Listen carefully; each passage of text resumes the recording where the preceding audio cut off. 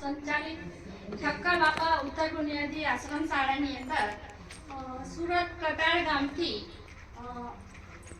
ભાઈઓ આવ્યા છે. એમને ત્યાંથી એક ધવલભાઈની જે દીકરી છે એમના જન્મદિન નિમિત્તે એમને આપણી સાથે ઉજવવાનો વિચાર્યું. એટલે આપણા ત્યાંના જે બધા બાળકો છે એમને ભોજન કરાવીને એમણે પોતાની દીકરીનો જન્મદિવસ ઉજવવાનું નક્કી કર્યું. તો એ નિમિત્તે આ ભાઈઓ આપણે ત્યાં આવ્યા છે. આપણે એમની દીકરીને સારા આશીર્વાદ મળે અને એ પોતે તંદુરસ્ત જીવન જીવે, પ્રગતિ કરે એ માટે આપણે પ્રાર્થના કરીશું.